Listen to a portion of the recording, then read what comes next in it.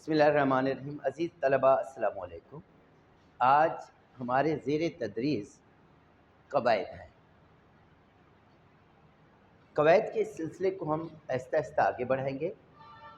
ये मैंने लिख दिया शजराए कवायद। ये लफ्ज़ लिखा हुआ है, लफ्ज़ से यही काम शुरू होगा।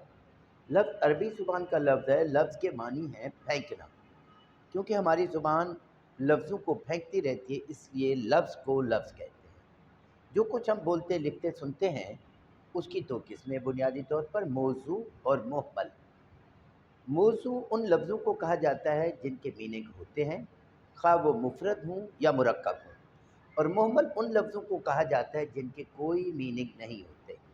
मौजू की मिसाल पंखा मुफरद लफ्ज़, मुरक्कब नया पंखा, दीवार ऊंची दीवार, घड़ी महंगी घड़ी।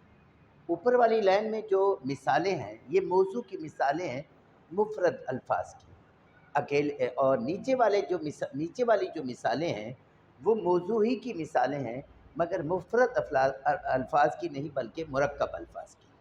मुहम्मल वो लफ्ज़ जिसके कुछ भी मतलब नहीं होता। मसलन छत वत में वत मुहम्मल है, चाय शाय में शाय मुहम्मल है। इसी तरह की मज़ीद एग्जाम्पल। अब इस इक़्तिबास को पढ़िए। नहीं आप खाना वाना रहने दें, बस पानी वानी पिला दें। दरअसल इस साल हमारी फसलों को कीड़ों वीड़ों ने बर्बाद कर दिया है। सोचा शहर जाकर काम वाम करके बच्चों के लिए रोटी शोटी का बंदोबस्त करूं।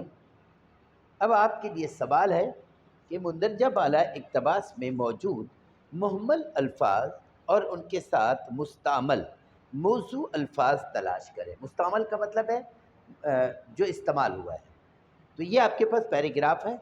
अब आप इस तरह का अपनी कॉपीज़ में कॉलम बना लें, मौजू अल्फाज की फ़हरिस्त बनाएं और मुहम्मल अल्फाज की फ़हरिस्त बनाएं। उम्मीद है कि ये बात आपकी समझ में आ गई हो।